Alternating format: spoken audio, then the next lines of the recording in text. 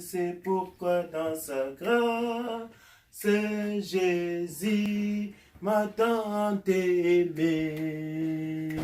Pourquoi par son sang il efface ma dette de mon péché. Mais je sais quand lui j'ai la vie, il m'a sauvé dans son amour. Et gardé par sa main meurtrière, j'attends l'heure de son retour. Nous allons lire la Bible dans l'épître de Jacques. Épître de Jacques, chapitre 4, versets 1 à 10. L'épître de Jacques, chapitre 4, versets 1 à 10. D'où viennent les luttes et d'où viennent les querelles parmi vous? N'est-ce pas de vos passions qui combattent dans vos membres? Vous convoitez et vous ne possédez pas. Vous êtes meurtriers et enviés et vous ne pouvez pas obtenir. Vous avez des querelles et des luttes et vous ne possédez pas parce que vous ne demandez pas. Vous demandez et vous ne recevez pas parce que vous demandez dans le but de satisfaire vos passions. Adultères que vous êtes, ne savez-vous pas que l'amour du monde est inimitié contre Dieu? Celui donc qui veut être ami du monde se rend ennemi de Dieu. Croyez-vous que l'Écriture parle en vain? C'est avec jalousie que Dieu chérit l'Esprit qu'il a fait habiter en nous. Il accorde au contraire une grâce plus excellente. C'est pourquoi l'Écriture dit, Dieu résiste aux orgueilleux, mais il fait grâce aux humbles. Soumettez-vous donc à Dieu, résistez au diable et il fuira loin de vous.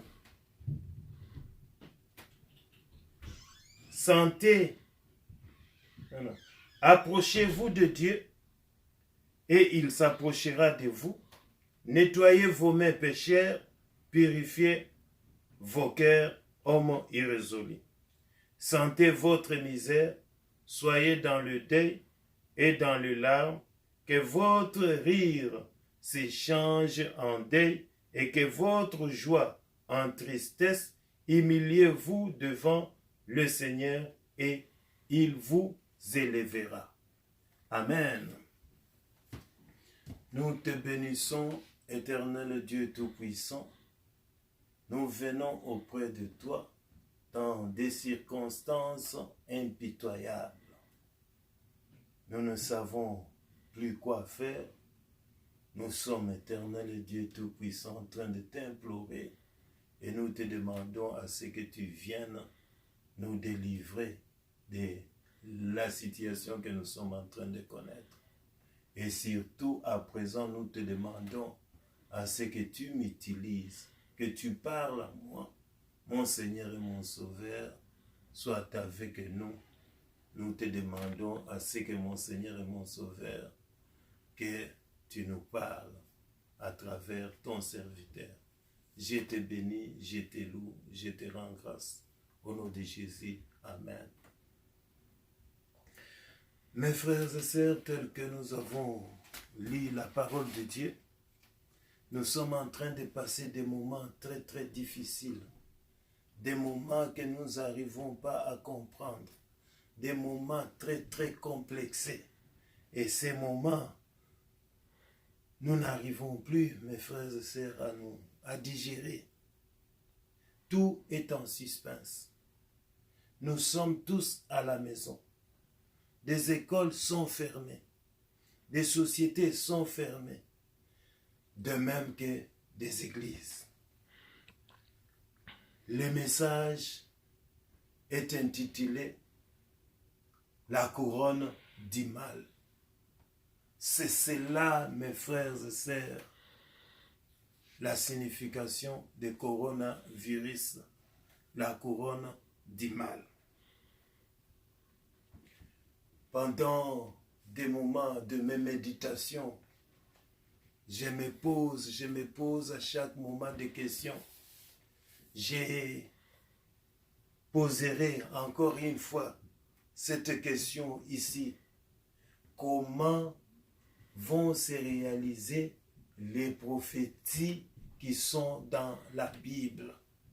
C'est chaque jour que je suis en train de me demander. D'ailleurs, l'état dans lequel nous sommes, nous allons nous référer au texte d'Apocalypse. Nous avons choisi Apocalypse chapitre 5, l'Apocalypse chapitre 6, où nous voulons un peu revoir. Pour Jean, il a parlé de sceaux, les 7 sceaux, mais nous allons parler des 4 sceaux, car dans les 4 sceaux, nous constatons que l'apôtre Jean avait eu une vision des 4 chevaux. La question que j'étais en train de me demander, comment vont se réaliser les prophéties de la parole de Dieu, les prophéties qui sont dans la Bible. Dans Matthieu chapitre 24, verset 21, le Seigneur lui-même est en train de souligner une situation que nous sommes en train de connaître aujourd'hui. Car alors, la détresse sera si grande qu'il n'y en a point eu de pareil depuis le commencement du monde jusqu'à présent, et qu'il n'y en aura jamais. Est-ce que c'est cette détresse que nous sommes en train de connaître à présent? Mes frères et sœurs, nous constatons que tout est arrêté. Ce n'est pas tout simplement dans un seul pays ou dans une seule ville, mais par-ci, par-là, dans le monde entier, tous sont en train de se poser des questions. Comment est-ce que cela est arrivé et comment cela va se terminer? Je ne sais s'il y a une nation qui est épargnée avec ces pandémies de coronavirus. Nous sommes, comme le Seigneur était en train de le dire, dans l'accomplissement de la parole de Dieu que le Seigneur Jésus-Christ avait dit. Mes frères et sœurs, c'est une réalité biblique qui est en train de se produire et dont nous sommes en train de vivre. Notre premier point, la révélation des événements. Nous lisons, tel que nous venons de lire, dans Jacques chapitre 4, d'où viennent de luttes, d'où viennent de querelles parmi nous. Car la situation dans laquelle nous sommes en train de connaître, nous constatons que c'est un problème de passion, un problème de jalousie. Le mal s'est développé d'une mauvaise façon dans nos pensées. Et surtout lorsque nous connaissons une personne qui a quelque chose que nous désirons et nous sommes en train d'en rechercher et nous n'arrivons pas à en acquérir, nous sommes dans un esprit de haine et nous sommes en train de chercher soit des querelles pour nous en tant qu'êtres humains, et parmi des nations, ce sont des guerres. Tel que nous avons dit, nous allons revoir Apocalypse. Nous sommes en train d'observer le 5e chapitre où les prophètes, l'apôtre Jean a eu une révélation. Pour lui, cette révélation, mes frères et sœurs, il a eu une vision de 7 sceaux. Nous allons parler des 4 sceaux. Et c'est des 4 sceaux, mes frères et sœurs, que nous avons trouvé qu'il avait vu 4 chevaux. Donc, c'est que pour lui, c'était un livre où il y avait des sceaux.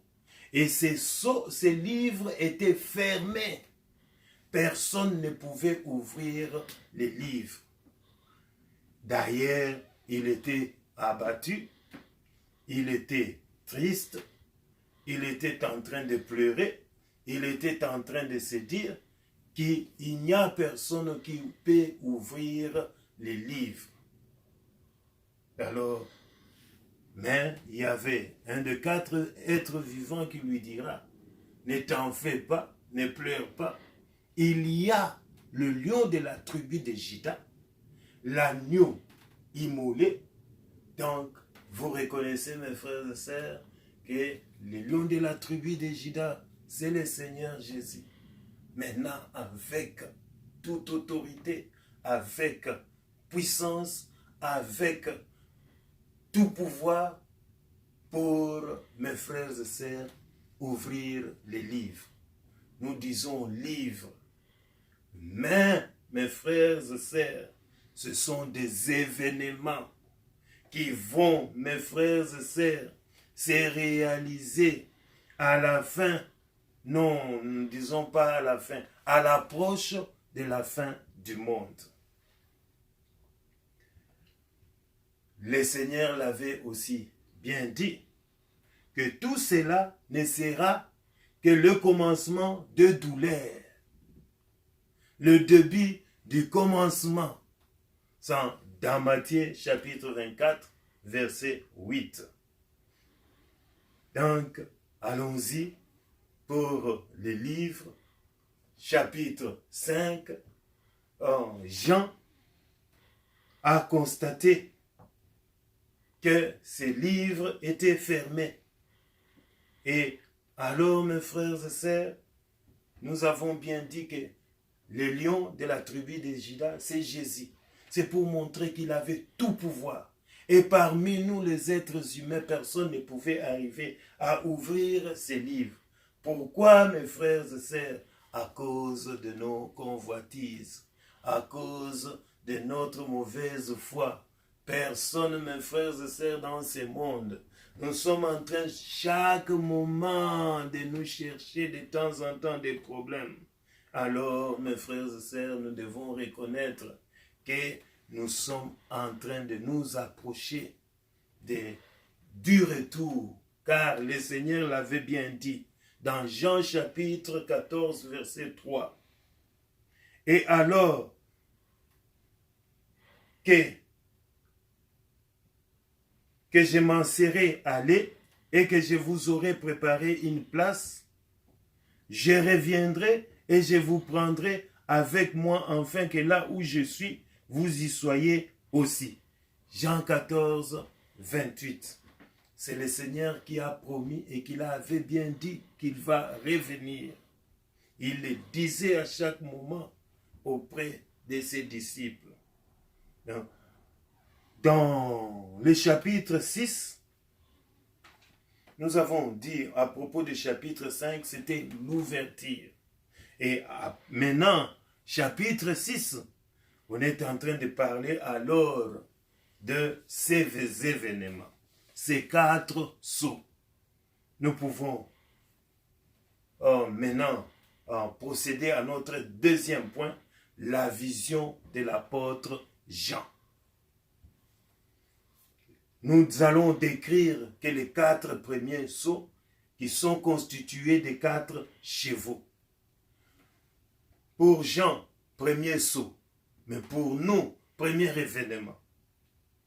Qu'est-ce que Jean est en train d'entrevoir? Il voit un cheval blanc dont les cavaliers avaient un arc et une couronne. Son rôle est de vaincre. Et il partait pour vaincre, il était le vainqueur. Deuxième saut, deuxième événement.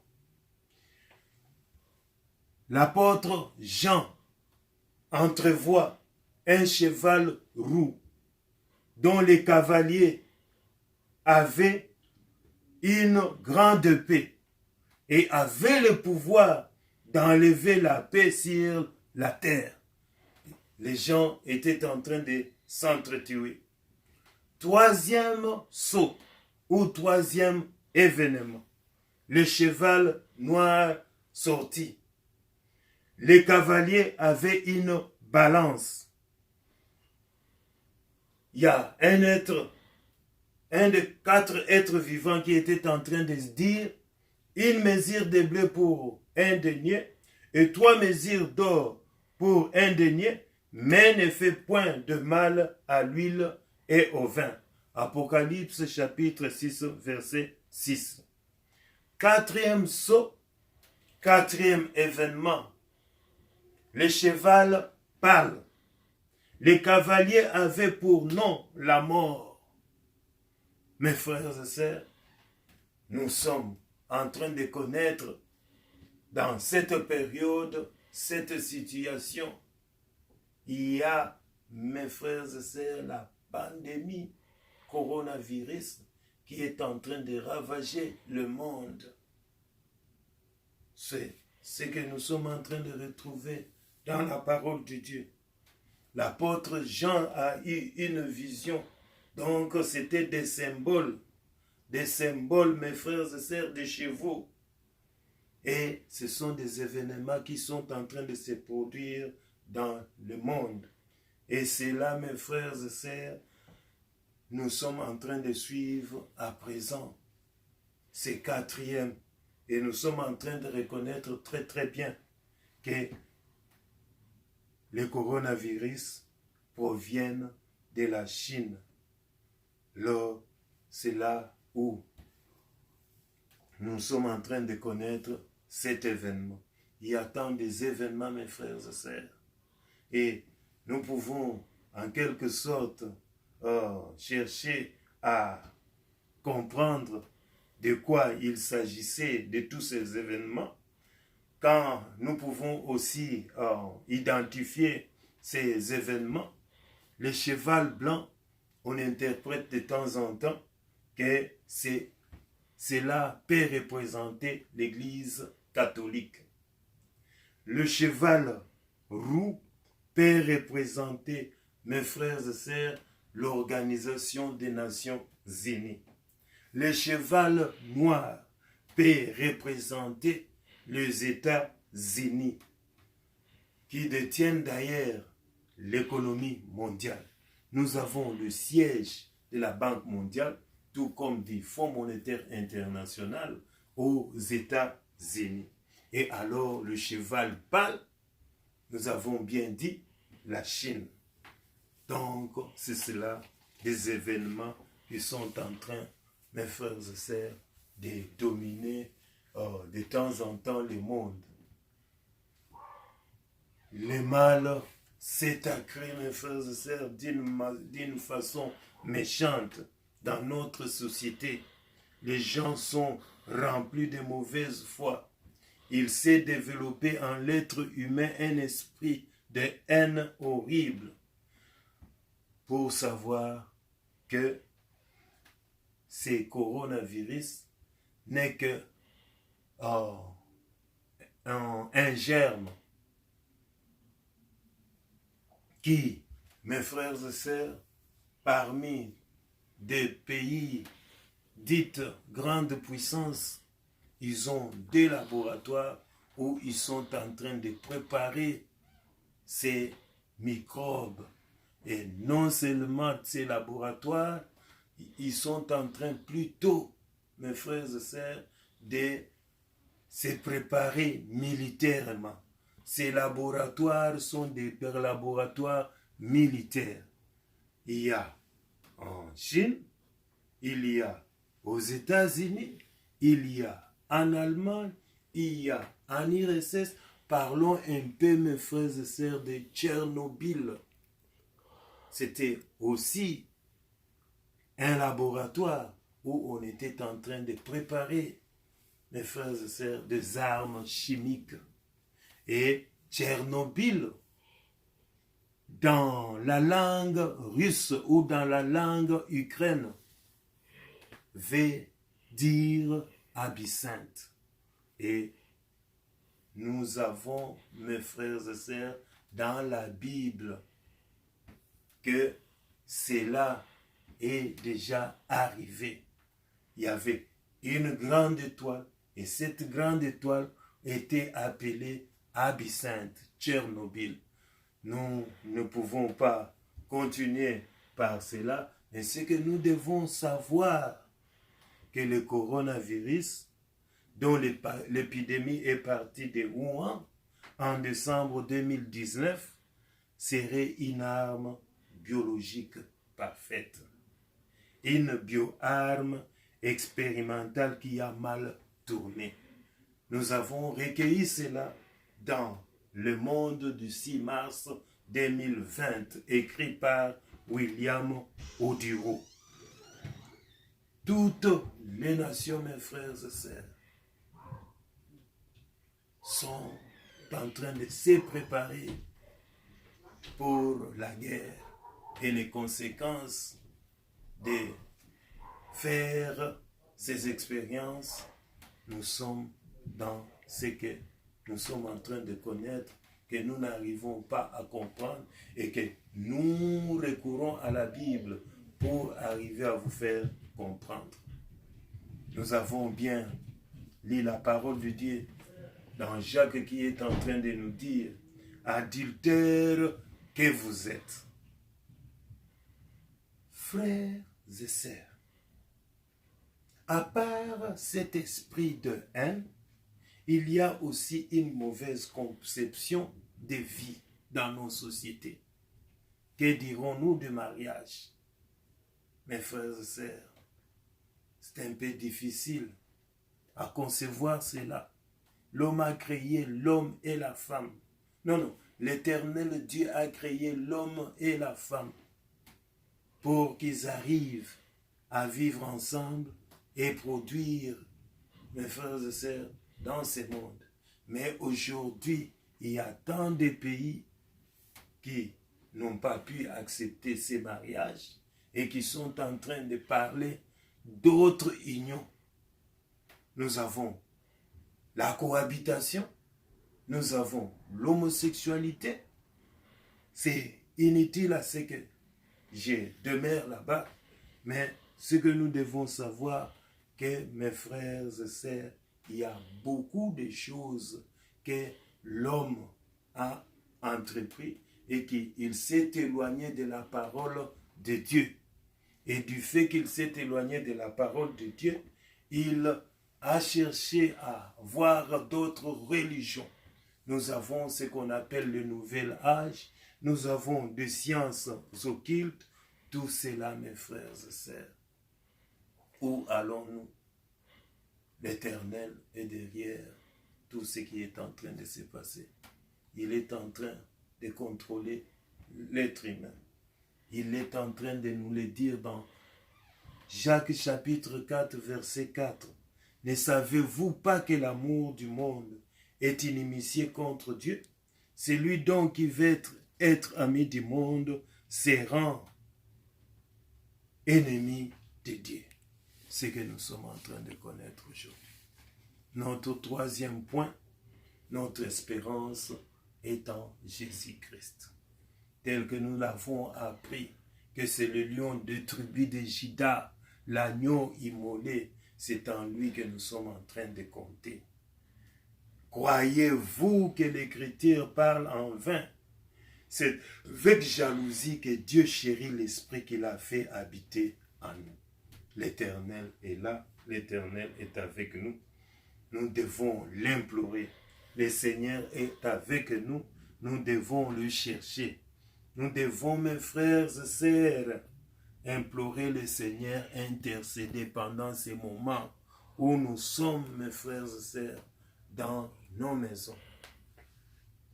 Et à savoir encore que si nous sommes en train de connaître ces problèmes de coronavirus, il y a aussi un groupe de leaders politiques et des hommes d'affaires dans ce monde qui sont à la base de ces coronavirus. Ils ont un plan pour éliminer une partie de la population mondiale.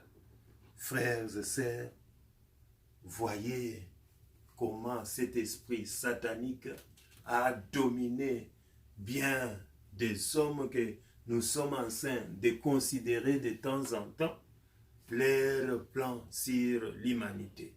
Ils sont en train de se dire que nous sommes nombreux dans le monde et qu'on doit quand même chercher à éliminer d'autres personnes. Non seulement ces plans de coronavirus, après le coronavirus, ils sont en train de tenter à ce qu'ils arrivent à faire des vaccins pour, mes frères et sœurs, introduire on ne sait quoi pour éliminer des gens. Encore une fois, nous devons nous soumettre à l'Éternel Dieu Tout-Puissant. Nous devons prier énormément.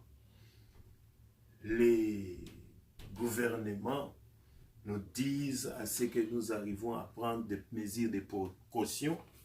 Donc, dans la Bible, même on est en train de nous dire, nettoyez vos mains. Nettoyez vos mains. Mes frères et sœurs, prenez en considération ce qu'on est en train de nous dire et ne sortons pas demeurer à la maison. Et en demeurant à la maison, mes frères et sœurs, Jacques continue pour nous dire, purifiez vos cœurs. Sentons notre misère. Soyons dans le deuil, dans le larme, que notre rire s'échange en deuil, notre joie en tristesse. Humilions-nous devant le Seigneur et il nous élèvera. Donc, le fait que nous nous retrouvons à la maison, prenez, mes frères et sœurs, le temps, mes frères et sœurs, de se mettre à genoux, de nous repentir, d'implorer le Seigneur. Nous avons dans la Bible, Psaume 119, verset 164. Nous avons entendu comment des gens sont en train de prier, telle religion, ils sont en train de prier tant de fois. Mais nous, chrétiens, nous sommes aussi appelés à avoir un temps où nous devons nous consacrer au Seigneur. Et ce temps, c'est ce que nous sommes en train de lire dans les psaumes 119, verset 164. La parole est en train de nous dire ceci. Amen. Cette fois les jours, je te célèbre à cause de loi de ta justice. Cette fois, mes frères et sœurs, programmons notre temps, prions 7 fois par jour. Et si nous pouvons suivre tel que la parole de Dieu est en train de nous dire, nous pouvons subdiviser notre journée en 7 temps. Et dans ces 7 temps, la première fois où nous pouvons, mes frères et sœurs, prier à 6 heures. Et la deuxième fois à 8 heures. La troisième fois à 10 heures. La quatrième fois à 12 heures. La cinquième fois à 14 heures. La sixième fois à 16 heures. Et la septième fois à 18 heures. Donc, de la sixième heure, de 6 à 18, nous avons cette fois subdivisé en 2 heures. Mes frères et sœurs, nous avons tant de sujets. Mes frères et sœurs, prions, implorons le Seigneur devant tant de problèmes que nous avons. Prions pour des malades, prions pour 2 médecins, Prions pour qu'on arrive à trouver le médicament. Il y a tant de sujets que le Seigneur, Dieu Tout-Puissant, intervient. Il dit à ce que nous l'appelons, dans tout ce que nous avons comme problème, approchons-nous de lui, soumettons-nous auprès du Seigneur, repentons-nous, demandons pardon et pardonnons ce que nous ont fait du mal. Que le Seigneur soit avec nous, en Christ Jésus notre Seigneur et Sauveur. Amen.